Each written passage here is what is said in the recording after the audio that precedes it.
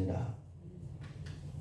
여호와의 종 모세가 죽은 후에 여호와께서 모세의 수종자 눈의 아들 여호수아에게 말씀하여 이르시되 내 종 모세가 죽었으니 이제 너는 이 모든 백성과 더불어 일어나 이 요단을 건너 내가 그들 곧 이스라엘 자손에게 주는 그 땅으로 가라. 내가 모세에게 말한 바와 같이 너희 발바닥으로 밟는 곳은 모두 내가 너희에게 주었노니 곧 광야와 예레바논에서부터 큰 강 곧 유보라데 강까지 해쪽 속의 온 땅과 또 해지는 쪽 대해까지 너희 영토가 되리라. 네 평생에 너를 능히 대적할 자가 없으리니 내가 모세와 함께 있었던 것 같이 너 함께 있을 것임이니라. 내가 너를 떠나지 아니하며 버리지 아니하리니 강하고 담대하라. 너는 내가 그들의 조상에게 맹세하여 그들에게 주리라 한 땅을 이 백성에게 차지하게 하리라. 아멘.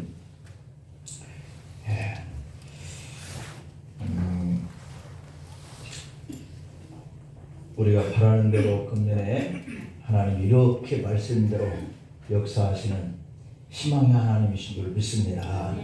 오늘 하나님 우리의 희망이라고 하는 의미의 말씀으로 함께 교훈을 나누겠습니다. 이제 우리 특송팀 하나님 앞에 찬양으로 방겨주시겠습니다.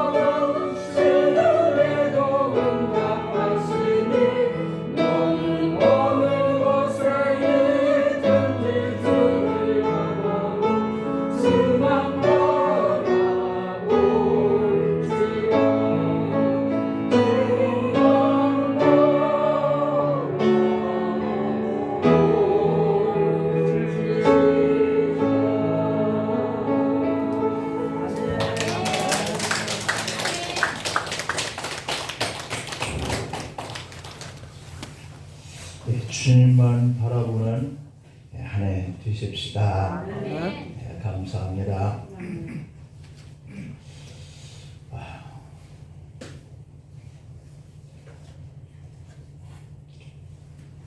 우리가 세상에 살면서 힘들 때 또 기쁠 때마다 주님만 바라보고 산다는 것이 쉬울 것 같은데 사실은 그렇게 쉽지 않아요.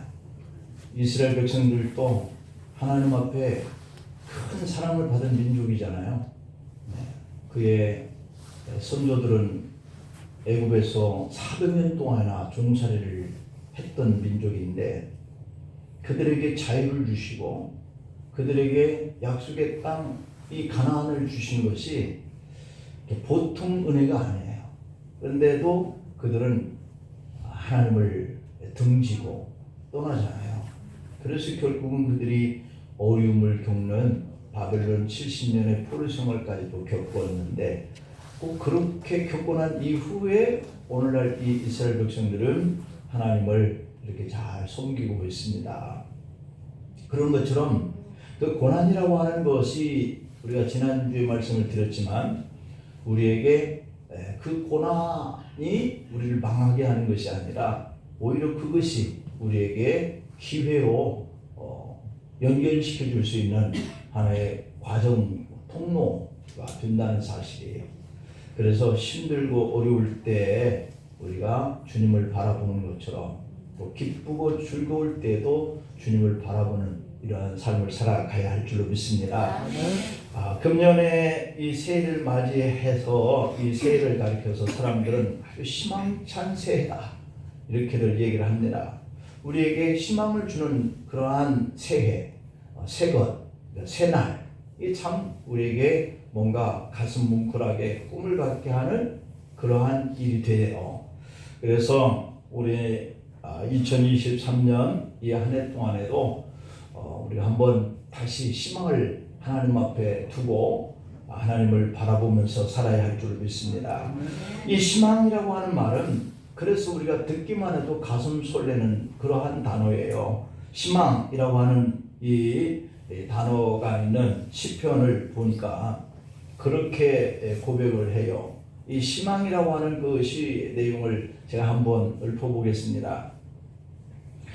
가난함에도 불구하고 매일 부유를 느끼고 외로움에도 불구하고 묵묵히 걸어가며 시련에도 불구하고 감사의 씨앗을 심고 고난에도 불구하고 기도로 무릎을 꿇고 이별에도 불구하고 새로운 순례의 길을 떠나며 장애물에도 불구하고 그것을 딛고 일어서는 사람 그에게 희망이 있다 라고 하는 시인데 이러한 희망을 우리도 가질 수 있기를 축복합니다. 한 해 동안 여러분에게도 이런 희망이 있어야 돼요. 이 시대에 정말 우리에게 필요한 것은 그래서 희망이더라고요. 희망이 없는 사람은 죽은 사람과 다를 바가 없습니다. 애굽에 있던 사람들이 바로 이 희망이라고 하는 것이 없었다고 한다면 어떻게 되었을까? 그들은 애굽에서 400년 동안 종으로서 생활을 하면서 아버지가 그랬고 할아버지가 그랬고 내가 그랬고 내 자녀가 그랬다. 이런 세대들을 몇 대를 거슬러서 내려온 거잖아요. 그런 가운데 속에서 이들에게 희망이 없었다고 한다면 이들은 어떻게 되었을까 하는 생각이 들어요. 그들은 그러한 고통 속에서 희망을 가지고 하나님 앞에 부르짖었잖아요. 그래서 하나님이 저들의 부르짖음의 소리를 들으시고 내려와 보셨다. 이렇게 말씀을 성경에 기록하고 있거든요. 그래서 고난 속에서 우리는 주님의 얼굴을 바라보고 부르짖어야 돼요. 그래야 희망이 생겨요. 그것이 우리의 희망이라는 생각을 가져야 합니다. 그들은 애굽에 살 때 본래 비옥한 땅, 이 고센 지역에서 살았단 말이에요. 거기서 얼마나 그 비옥한 땅이 요셉이 있을 당시에 그들이 행복한 삶을 누렸느냐라고 하는 것을 성경에 기록하고 있습니다. 그래서 이 고센 땅은 정말 나일 강물이 흐르는 애굽의 곡창지대거든요. 거기서 그들은 발로 물대기를 채소밭에 댐과 같이 했다라고 성경은 말씀하고 있습니다. 그냥 발로 살살살 밟아도 채소밭에 물이 들어올 정도로 그런 곡창 지역에서 그들이 살았던 것이죠. 자, 그런데 어느 날 그들에게 고난이라고 하는 것이 찾아오기 시작합니다. 그 땅에 요셉을 알지 못하는 왕 바로가 들어섰다. 고센 땅에 이제 드디어 고된 노동이 시작됩니다. 그들의 희망이 꺾여버리게 되는 시작점인 거죠. 바로는 매일매일 이스라엘 백성들에게 아주 힘든 고역의 일을 시킵니다. 날마다 이러한 노동판에 내몰아졌었고 그들이 비로소 고통스러워서 견딜 수가 없을 때 하나님 앞에 불을 짓기 시작해요. 그들의 부르짖음을 들으시고 그때 하나님이 불러낸 사람이 누구였죠? 모세였습니다. 네. 모세는 불이 붙은 이 떨기나무 가운데에 신기한 호기심 마음을 가지고 갔다가 거기서 하나님을 만나죠. 그 불꽃 속에서 하나님의 음성이 들려옵니다. 여러분, 이스라엘 백성들에게는 바로 이 고난에서부터 그들의 희망이 시작되었다라고 하는 것을 발견할 수 있어요. 고난이 되어지는 삶이 없으면 우리가 하나님을 찾을 수가 없어요. 왜냐하면 찾을 필요가 없으니까. 늘 평안하고 늘 형통한데 뭘 부르짖을 일이 있겠습니까? 그러니까 하나님을 만날 수가 없었어요. 그런데 그들에게 고난이 오면서부터 이제 더 이상 견딜 수가 없다라고 할 때 하나님을 찾기 시작합니다. 하나님은 그 백성들을 더 이상 애굽에 둘 수가 없었어요. 그래서 하나님은 이렇게 선언합니다. 내가 내려가 그들을 애굽인의 손에서 건져 아름답고 광대한 땅, 젖과 꿀이 흐르는 땅으로 인도하리라 라고 선언을 하시죠. 그 하나님의 약속이 너무 분명하게 나타나고 있어요.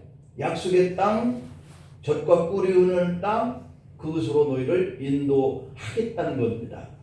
이스라엘 백성들은 그들에게 약속하신 이 하나님의 약속을 믿고 홍해를 건너 광야를 지나서 홍해를 건너지 않습니까? 그리고 약 3개월에 걸려서 시내산에 도착을 했고 이곳에서 얼마 동안 머문 다음에 다시 광야길을 가기 시작하죠. 그리고 그 광야에서 돌고 돌아서 40년을 보냅니다. 참 많은 세월을 보내죠. 우리가 여기서 한번 되짚어 볼 수 있는 것은 우리 인생길을 걸어올 때 사실 고난이 짧은 것만이 아니에요. 짧게 지나가 버리면 참 좋겠는데 때로는 이렇게 광야길에서 이스라엘 백성들이 40년이라고 하는 그러한 시간을 보낸 것과 같이 우리 인생길은 고난이 연속이다라고 볼 수 있어요. 남자만 60만 명이 나왔으니까 거기에 기록되지 않는 여자들도 있을 것이고 어린아이들도 있어요. 그들이 18세 이상을 남자로 친다면 그 이하의 아이들과 그리고 이 여인들이 있었을 건데 이 주석가들은 이 숫자까지 다 포함을 하면 약 한 300만 명의 사람들이 긴 줄을 만들어서 광야길을 지나왔을 것이다 이렇게 추정을 합니다. 그 험한 광야를 40년 동안을 돌고 돌아요. 그러나 이스라엘 백성들에게 어느 날 절망의 끝이 보이기 시작합니다. 가나안의 경계선인 이 느봇산에 도착을 했기 때문이에요. 느봇산은 요르단 그 쪽에서 가나안이 보이는 그러한 광야의 끝부분에 속해 있거든요. 이 산에 올랐을 때 모세와 백성들의 감격이 얼마나 컸을까? 아마도 너무너무 감격해서 모두가 다 울었을 거예요. 이건 감격의 눈물이죠. 그 산상에서 바라보니까 과연 이 이스라엘 쪽에는 젖과 꿀이 흐르는 땅이었다라고 하는 거거든요. 그래서 아브라함에게 약속하고 이삭과 야곱에게 약속하고 마지막으로 모세에게 다시 약속한 땅, 그 땅이 바로 이 멀리 브엘세바로부터 사해, 유다, 예루살렘, 사마리아 그리고 갈릴리까지 병풍처럼 쭉 보이기 시작합니다. 저희도 성지순례를 이렇게 가 본 바에 의하면 날씨가 흐리지 않는 이상은 바로 이스라엘 땅이 요르단 쪽에서 이렇게 보면 다 이렇게 보이더라고요. 그러니까 한눈에 내려다 보이는 곳까지 그들이 가게 되었다라고 하는 것이거든요. 그러나 그렇게 이제 꿈꿔왔던 그 가나안 땅에 바라보는 곳까지 와서 그들은 거기까지 인도해 왔던 사랑하는 그 모세를 잃어버리게 됩니다. 우리 인생사에는 호사다마라고 하는 말들이 있어요. 예. 항상 좋은 일이 있을 땐 또다시 언짢고 또 우리에게 힘들어지는 그런 환경도 만나게 되어지고, 또 그러한 것들이 지나가게 되면 또 좋은 일들이 또 오게 되어지는 것이고요. 그래서 이것이 반복되어지는 것을 우리가 경험합니다. 모세를 하나님이 데려가시니까 온 백성들은 다 오열을 하면서 모두가 다 슬픔 속에 잠깁니다. 하지만 하나님은 그들을 마냥 그런 슬픔 속에 잠겨만 있게 하시지 않죠. 하나님은 그래서 그들에게 제2의 지도자인 여호수아를 세우셨습니다. 오늘 본문 1절이 바로 그러한 말씀이 기록되어 있어요. 1절에 보니까 여호와의 종 모세가 죽은 후에 여호와께서 모세의 수종자 눈의 아들 여호수아에게 말씀하여 이르시되, 2절에 보면 내 종 모세가 죽었느니라 라고 이렇게 되었습니다. 이제 너는 이 모든 백성과 더불어 일어나서 이 요단을 건너 내가 그들 곧 이스라엘 자손에게 주는 땅으로 가라, 이렇게 말씀하죠. 이런 모세가 죽은 후에 라고 되어 있어요. 모세가 죽은 후에 라고 하는 것이 1절과 2절에서 계속 강조하고 있는 것은 우리가 모세 시대, 이 광야 시대, 이 고난의 시대라고 하는 것이 끝났다라고 하는 겁니다. 2022년으로 여러분의 고난의 시대가 끝났다라고 하는 하나님의 말씀을 듣기를 간절히 축복합니다. 네. 그러게 2023년에는 이제 다시 여호수아를 통해서 이 가나안 땅으로 들어가게 되어지는 이러한 역사가 일어나는 거거든요. 모세 시대가 이제 끝나고, 광야 시대가 이제 끝나고, 이 고난의 시대가 끝나고, 이제 하나님께서 주시겠다라고 했던 이 희망의 땅, 가나안 땅, 이 축복의 시대가 열리기 시작합니다. 하지만 이때 여호수아는 그 말을 듣고 어떤 심정이 되었을까 하는 생각을 한번 해볼 수 있잖아요. 아마도 자기는 모세가 시키는 대로만 했던 그러한 사람이었는데, 이제는 자기가 모세의 역할을 해 나가야 하는 그런 입장이 있다 보니까 상당히 자신이 없을 테고 또 두려운 마음도 있었을 거예요. 위대한 지도자 모세의 빈자리, 이곳을 여호수아가 채워나가야 하기 때문에 이 과제가 간단치 않다는 사실을 여호수아는 알고 있습니다. 이제는 모든 백성이 나를 바라보기 시작하는 거죠. 여호수아 자신을 바라보게 되어 있으니까 여호수아는 사실 그 짐을 지고 가기가 상당히 무겁고 힘든 것을 잘 알기 때문에, 자, 그러나 이 힘들고 무겁다는 것, 이 한 가지 사실만 가지고 모든 것을 다 이렇게 내려놓을 수는 없지 않겠어요. 주저앉아 있을 수만은 없습니다. 그래서 백성들은 충분히 준비되어지 있지 않지만, 또 자기 자신도 준비되어져 있지 않았지만 그래도 그 길을 가야만 하는 거예요. 우리가 금년 한 해 동안에 가는 이 길도 내가 참 모든 것들이 순탄하고 잘 될 것이다 라고 하는 이 사실 앞에 출발하는 이 새해를 맞이했는데 어떻게 시작해야지 라고 하는 이 준비되어 있지 않은 채 우리가 이 2023년을 맞이할 수 있지 않겠어요? 어차피 하나님이 금년에 우리들에게 축복하시겠다라고 희망의 말씀을 주신다고 한다면 하나님의 약속이 우리에게 주어지는 것과 다를 바가 없는 거예요. 그러니까 하나님이 보호하시는 약속의 길이니까 우리가 믿음을 가지고 나가면 하나님이 대신 싸워주실 줄 믿습니다. 하나님이 강한 사람들만 부르는 게 아니에요. 우리같이 힘이 없고 능력이 없는 사람들만 쓰시는 것도 아니에요. 힘이 있는 자도 쓰시고 힘이 없는 자도 쓰시는 줄 믿습니다. 부름받은 내가 비록 약할지라도 하나님이 부르셨으니까 가면 되는 거예요. 내가 아무리 강한다 할지라도 하나님이 나를 통해서 쓰시겠다 하면 가는 거예요. 그러니까 하나님이 쓰시면 부족한 사람도 강한 사람도 쓰시는 거예요.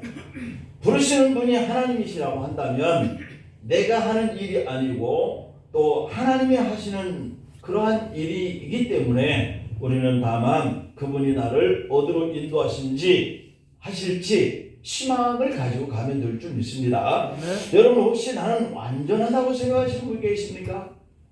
아마 금수저 가정 안에서 그냥 아들 하나 모든 것들을 다 쏟아부어서 청년의 어떤 그러한 때를 많이 했을 때 이 사람에게는 아마 그런 마음이 있지 않을라나 하는 생각을 우리가 한번 해볼 수 있지만, 인생에 사는 삶을 살았던 사람들은 아마도 그런 생각을 갖는 분이 거의 없지 않을까. 완전하다고 생각했는데 어떤 때는 부족하고 무지하고 하는 이 사실을 우리가 깨닫는 것이 인생이니까 하나님이 우리에게 부름을 주시고 내가 너에게 축복하겠다고 이렇게 약속하신 이 말씀을 붙들고 희망을 가지고 가는 이러한 성도들, 그들에게는 오직 믿음이면 될 줄 믿습니다. 누구는 필요하고 누구는 필요 없는 것이 아니에요. 하나님 앞에는 장미가 백합보다 더 좋은 것도 아니고요, 바이올린이 피아노보다 더 꼭 못한 것만도 아니잖아요. 모세는 모세대로 좋고 여호수아는 여호수아대로 하나님이 좋게 쓰시는 거예요. 모세는 고난의 광야를 통과했고 여호수아는 가나안을 정복하는 데 쓰신 거예요. 모세는 사명과 그리고 여호수아의 사명이 가지고 있는 것이 서로 다를 뿐이에요. 하나님의 사람에게 정말 필요한 것은 스스로 능력이 있다라고 생각하는 사람이 아니라 능력 있는 하나님을 의지하는 사람, 이런 사람이 하나님께 필요한 줄 믿습니다. 그런 거로 금년 한 해 동안에도 하나님 저에게 모세처럼 쓰시든지 여호수아처럼 쓰시든지 하나님만 의지하겠습니다 라고 하면 될 줄 믿습니다. 그러므로 허물과 실수가 많은 우리에게 희망이 있어요. 왜? 하나님께 내가 맡기고 가면 그분이 고난의 시대를 거쳐서라도 반드시 거쳐가게 하셨잖아요. 도우셨잖아요. 그리고 정복하려고 그럴 때 여호수아를 통해서 나는 모세만 못한데 나 같은 사람을 통해서 어떻게 가나안을 정복해요? 라고 자신감을 갖지 못했던 여호수아였다 라고 할지라도 하나님이 그에게 함께 하시니까 정복하잖아요. 그래서 하나님이 오늘 본문 2절에서 여호수아에게 그렇게 말씀하잖아요. 너는 이 모든 백성으로 더불어 일어나 이 요단을 건너 내가 그들 곧 이스라엘 자손에게 주는 그 땅으로 가라 라고 하셨어요. 그들에게 다시 희망이 시작된 거예요. 모세를 잃었을 때는 슬픔이 크고 고통이 컸지만 다시 여호수아를 세워서 가나안 땅에 들어가 정복하라 라고 하니까 다시 그들에게는 희망이 생기기 시작한 거죠. 하나님은 지나간 2022년의 일들을 회고하지 않는 줄 믿습니다. 모세에게도 지나간 40년의 광야길을 거쳐왔던 이후에 여호수아에게 너는 광야 40년 동안 모세가 했던 그 일들을 기억하라 이렇게 말씀하시지 않았어요.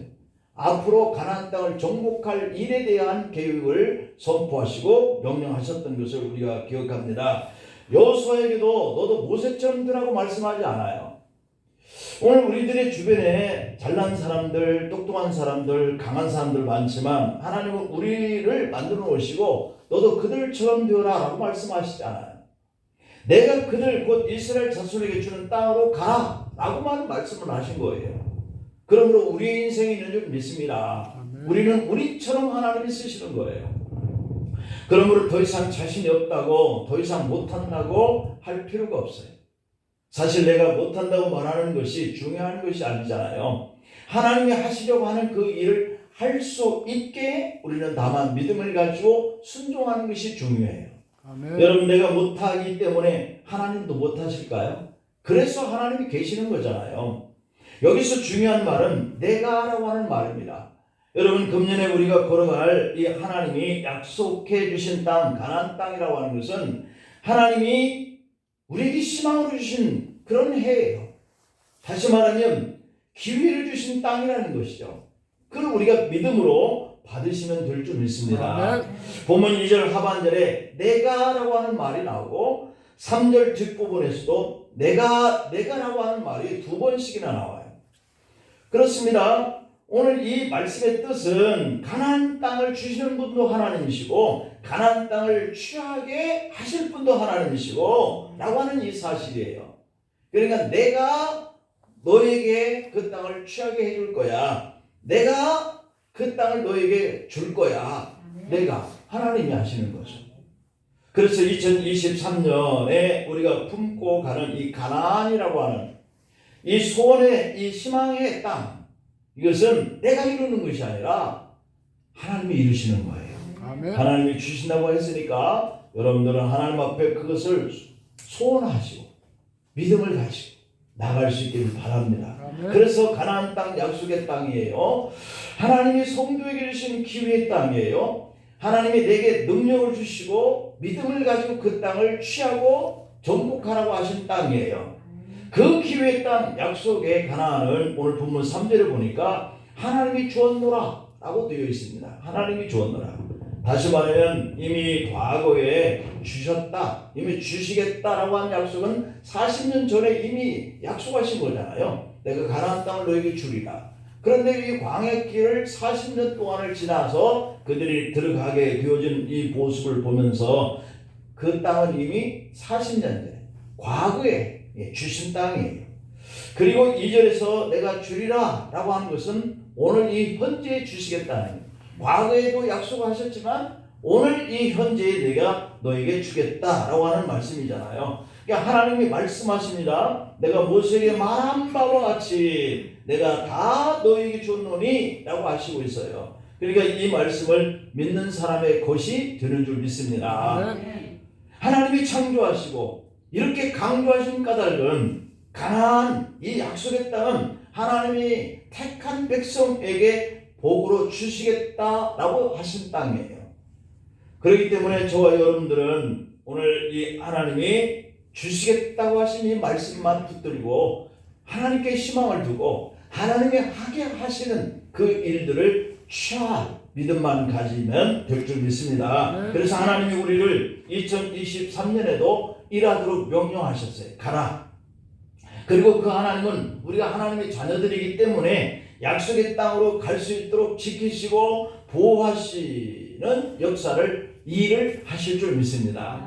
그래서 히브리서 11장 6절 말씀을 보면 믿음이 없이는 하나님을 기쁘시게 못한다 그러잖아요. 그러니까 믿음을 가져야 그분께서 약속하신 그 땅을 취할 수 있도록 그분을 바라보는 희망의 사람들에게 주시는 일을 하나님 하시는 거예요. 그래서 하나님께 나아가는 자는 반드시라고 그래서 반드시 그가 계신 거야.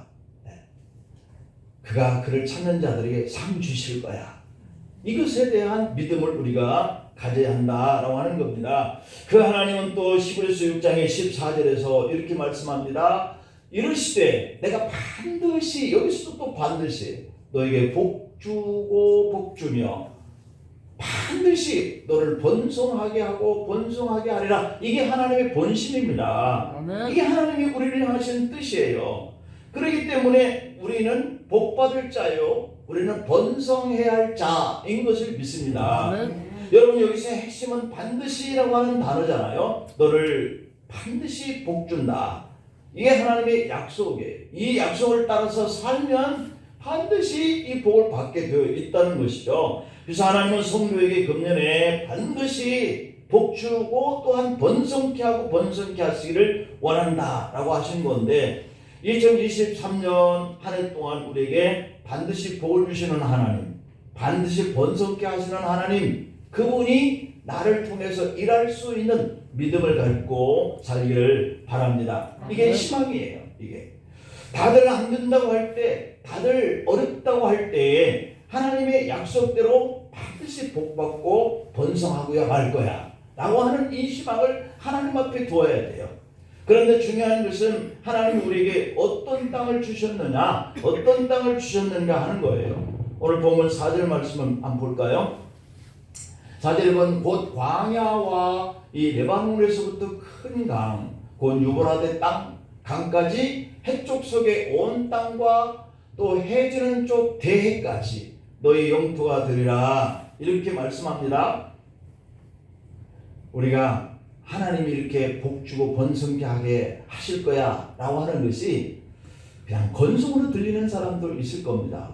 그런데 그래 맞아, 하나님이 나의 금년 하나 이렇게 해주실 것을 내가 믿어 라고 하는 사람도 있을 거란 말이에요. 아멘. 이 말씀은 나와 상관없는 것처럼 들릴 수도 있는 사람도 있고, 이것은 꼭 내게 이루어질 거야 라고 생각되는 사람도 있어요. 또 4절에서 보면 하나님이 여호수아에게 주신 땅의 경계를 말씀하고 있습니다. 광야는 이집트 시나이 반도를 포함한 현재 이스라엘 전체의 땅을 말하고 있거든요. 큰 강 유프라테에는 이란과 이라크에 있는 현재 유프라테스 강을 말해요. 대해는 지중해를 말하거든요. 그러면 하나님이 약속한 땅은 이집트 나일강에서부터 시나이 반도 모든 이스라엘 땅을 포함하고 지금의 레바논 혹은 요르단, 시리아, 이란, 이라크까지 중동에 있는 땅 모두를 다 포함하고 있는 땅이에요. 자, 그러면 이 땅이 얼마나 넓은지 우리가 잘 이해가 안 되죠. 그 넓은 모든 땅을 하나님이 그들에게 주신다라고 약속을 했단 말이죠. 그런데 어떻게 되느냐? 어떻게 되느냐? 이스라엘의 실제 이 땅을 다 얻었을까 하는 의문이 생기잖아요. 아까 우리도 복주고 번성케 하리라 하는 것이 금년에 내게 이루어질 거야 라고 하시는 이런 믿음을 가지고 우리가 그것을 붙들어라 말씀을 드리는 것처럼, 이 이스라엘 땅, 이스라엘 사람들이 과연 이 모든 중동의 애굽 지역에서부터 우리 땅이 될 거야 라고 생각을, 믿음을 가졌었느냐 라고 하는 것이 오늘 우리의 믿음과 같이 대두가 되는 거예요. 자, 그러면 보면 이스라엘은 역사 속에서 단 한 번도 이 모든 땅을 다 차지하지 못했다라고 하는 점이에요. 역사상 다윗 시대가 가장 넓은 영토를 차지했을 때인데, 그것도 지금의 이스라엘 요르단 레바논 일부만 차지했을 뿐이었어요. 그나마 다윗 이후에 점점 이스라엘 땅이 좁아져서 지금의 요단강으로 국경을 삼게 되어지고 말았다라고 하는 점이거든요. 자, 이스라엘은 하나님 약속의 땅을 왜 모두 받지 못했을까라고 하는 점입니다. 분명히 말하지만 하나님이 안 주셨다? 그건 아니라는 거죠. 이미 약속하셨잖아요. 다 주리라. 하나님이 이스라엘에게 약속도 하셨고 실제로 주셨는데, 그러나 이스라엘은 하나님 주신 약속의 복을 다 받지 못했다. 안 주셔서 못 받은 것이 아니라 주셨어도 그들의 믿음이 부족해서 받지 못하는 거예요. 이것은 하나님의 문제가 아니라 이스라엘의 문제잖아요. 그들이 하나님께서 등을 돌리고 하나님을 바라보라고 했지만 바라보지 아니하고 우상을 숭배하고, 그래서 결국 그들이 한번 망해보기도 하고 바벨론이나 아수르로 끌려가 포로 생활도 해보고 온갖 어려움을 다 겪은 이유가 하나님을 바라보라, 하나님의 말씀을 따라 순종하라 했지만 그들은 그렇게 못하는 거죠. 금년에도 하나님은 우리 성도들이 복을 받고 번성케 하리라, 그 일을 내가 너희들이 취할 수 있도록 도우리라 약속을 하셨단 말이에요. 그런데 그 약속을 이행할 수 있도록 하는 주님을 바라보는 믿음이 우리에게 있어야 된다는 거예요. 이것은 받는 사람도 있고 받지 못할 일이 생기는 경우도 있다고 그랬잖아요. 그러나 잘못은 이스라엘 자신이고 우리 자신이에요. 여러분, 언제나 하나님은 우리보다 크신 분인 줄 믿습니다. 크신 하나님이 약속했는데 작은 우리가 그 약속을 믿음으로 바라보지 못해요. 하나님이 주실 수 있는 것은 우리가 다 받을 수 있는 것보다 훨씬 큽니다. 우리 믿음보다 하나님은 은혜가 항상 크다라고 하는 것을 우리는 기억해야 합니다. 그래서 우리가 뭔가 실수하고 뭔가 잘못 살아도 하나님이 우리를 징계하거나 벌하시는 이 일이 훨씬 적어요. 우리 기도보다 하나님의 응답이 항상 크고요. 우리는 작은 것을 구해요. 근데 하나님은 더 줄 수 있는 것들이 항상 크거든요. 근데 그것도 우리가 받지 못한단 말이죠. 그래서 우리가 부족하다는 것이 금년에 우리가 사실 가질 수 있는 큰 희망인 줄 믿습니다. 네. 왜냐하면 하나님은 우리처럼 부족하지 않아요. 우리에게 주실 하나님은 우리보다 훨씬 큰 능력자세요. 그러므로 우리의 부족한 생각으로 하나님을 제한시키면 안 됩니다. 내가 이렇게 구하는 걸 내가 어떻게 이러한 것들을 받겠냐, 어떻게 이룰 수 있겠냐, 이러한 생각을 우리가 갖는 이 일이 하나님이 하실 수 있는 일을 제한시켜버리고 만나는 거예요. 우리가 할 수 없는 한계 때문에 하나님도 그럴 거야 라고 하나님을 우리의 계산으로 제한시켜버리는 경우가 크다는 거죠. 우리가 할 수 있는 이 기도의 한계 때문에 하나님의 응답을 제한시키지 않기를 바랍니다. 우리에게 오직 하나님만이 희망이어야 해요. 아멘. 아마 여러분은 벼룩을 잘 아실 겁니다. 벼룩, 그죠? 이 벼룩이라고 하는 거, 이것은 자기의 몸에 70배까지 뛰어오를 수 있다는 거예요. 그런데 병뚜껑을 닫아놓고 그 안에 가두는 이 벼룩은 거기까지만, 병뚜껑 위까지만 뛰어오른다는 거죠. 마찬가지로 우리도 하나님을 자기 생각대로 제한시켜 놓으면 그 이상의 하나님의 그 일을 우리에게 할 수 없게 만드는 거죠. 동물원에서 코끼리를 훈련할 때 이 보리수나무에 그 코끼리를 메어놓는다 라고 한다는 겁니다. 훈련시킬 때 처음에는 묶여 있으니까 그냥 발버둥을 치는데 나중에는 그 자리에 풀어놓아도 내가 지금 이 나무에 묶여있지 하고 생각을 한다는 거예요. 그냥 거기에 안 묶어놨는데도 거기에 서 있게 된다는 거죠. 왜냐하면 자기가 지금 나무에 묶여있겠거니 라고 생각하기 때문이죠. 사람들은 이것을 관념의 노예다 라고 말을 합니다. 내 생각의 노예로 사로잡혀 있는 거죠. 내 생각에 2022년에 안 됐을 때에 매여 있는 거죠. 내가 정말 힘들었던 과거에 묶여 있는 거죠. 몇 번의 훈련 때문에 고착화된 이런 모습, 이것을 습득을 했던 습득된 절망감이다, 그렇게 얘기를 합니다. 여러분, 내가 어떤 일을 실패했을 때 거기에 매여 있는 절망감에서 우리는 하나님을 바라보는 희망을 가져야 합니다. 우리가 금년에는 하나님을 보리수나무에 매여 있게 해서는 안 돼요. 하나님을 실패하고 넘어지다 보니까 이것도 이룰 수 없는 존재구나 하고 낙심하고 절망하는 자신의 한계에 묶여버리면 안 돼요. 그 어떤 것에 묶여 있을 수 없는 분이 우리 하나님이세요. 아멘. 한계에 묶여 있지 않는 하나님이세요. 내가 코끼리처럼 습득된 절망감에 묶여 있어서 나는 하나님께 아무런 희망을 구할 수 없게 되겠구나 라고 해도 하나님은 거기에 묶여 있지 않는 분이세요. 아멘. 우리가 하나님을 볼 때 희망으로 봐야 돼. 희망. 나는 할 수 없어도 하나님은 하실 수 있다. 아멘. 비록 내가 능력이 없어서 그것을 다 이루지 못할지라도 우리에게 복 주고 번성케 하시는 분이라고, 약속하신 분이라고, 그분은 엄청난 능력과 권세와 할 수 있는 분이라고 그렇게 생각해야 합니다. 아멘. 왜냐하면 우리가 하나님이 약속하신 그 약속이 있기 때문이에요. 우리가 기도는 보잘것없는 내가 크신 하나님을 만나고 복을 받고 번성케 하는 그런 축복의 통로가 되게 해야 할 줄 믿습니다. 아멘. 우리같이 작은 자가 큰 분을 만나면 우리도 커집니다. 가진 것이 없는 우리가 많은 것을 가진 하나님을 만나면 풍성해집니다. 아멘. 하나님이 천지 만물을 지으시고 그 모든 것들을 우리에게 주셨다 그랬잖아요. 온 지면에 심어있는 그 모든 채소와 열매 맺는 모든 나무와 그리고 그 땅의 모든 짐승과 하늘의 모든 새와 생명이 있어 기는 모든 것과 푸른 풀을 먹는 모든 먹거리들을 우리에게 주셨다 그랬습니다.